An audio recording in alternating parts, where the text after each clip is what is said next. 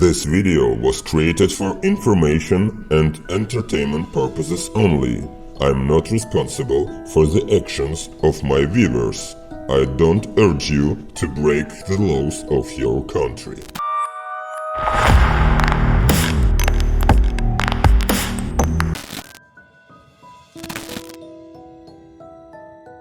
Connection approved username. Today we will talk with you about carders. These are the guys who stealing money from your bank card. Carding is a technological steal. Here, as well as when you're meeting with the real robbers, you give your money. And sometimes voluntarily. Thousands of people became victims of carders every year.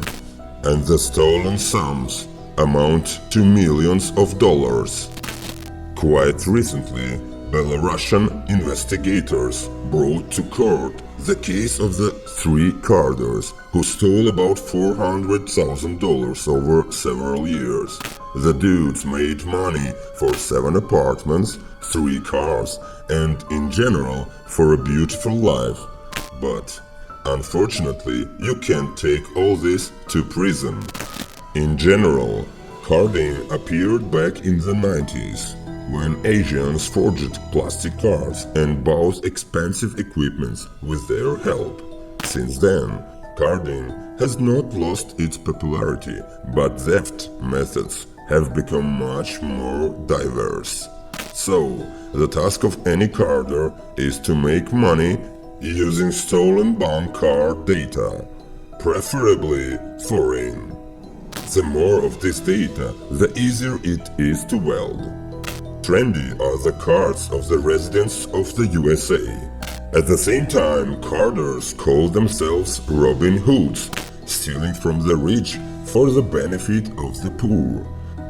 Write in the comments, did carders steal money from your bank card?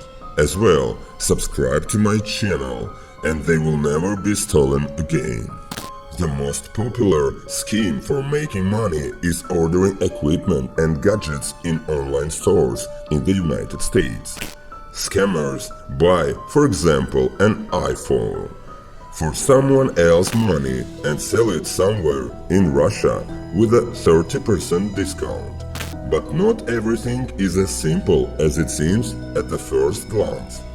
Online stores have learned to identify fraudsters. For example, if an order is placed on an American card, it needs to be sent to India, then this transaction will most likely be blocked. That's why the scammers have complicated the scheme. Now they work with the so-called drops. Drop is a person who lives in the country where the order is made.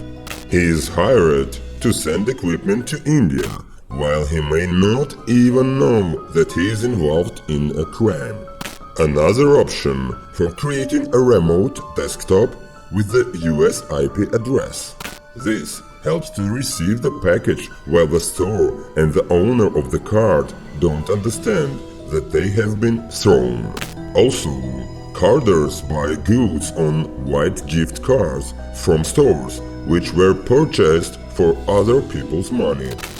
It would seem that only the store and the bank suffer because the owner of the card, when he proves that he didn't pay for the purchase, the money will be returned. But it's not so. By the way, carders fraud Russians too. Often, on the thematic forums you can see an advertisement for equipment sales with a discount of almost 40%. This discount is due to the volume of purchases. People get fooled and pay the carder. As a result, they will never see any money or a gadget. There is also a more dangerous scheme. Fraudsters make a duplicate card and cash it out. Withdrawing cash is handled by a specially hired drop. For the first operation, he is promised 40% of the amount. Then, the money is divided 50-50. In the whole scheme, the person who cashes in is the most at risk. After all, if He appears on cameras, then the police will be looking for him, and if they find him, he probably will go to jail for fraud, and this is up to 10 years in prison. But there are places where drops feel safer than usual.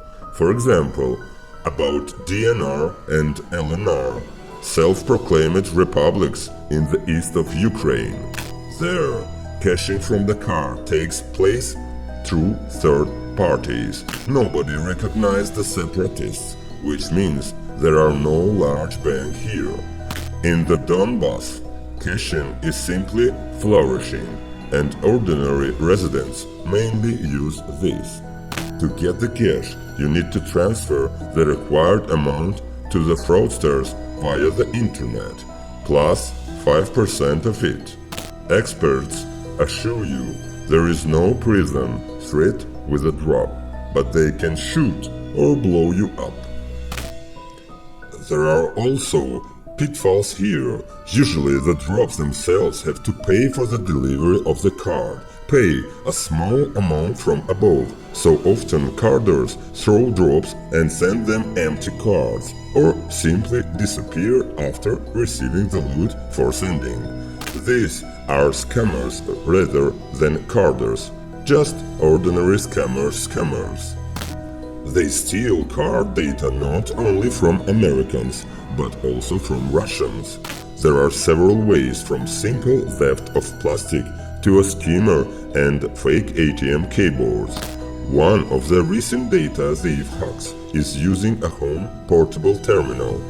They put it in your pocket and unnoticeably can write off up to $50. I'll not write off anything from you, but I'll ask you to like this video, subscribe to my channel and share it with your friends so that they didn't lose their money from the card.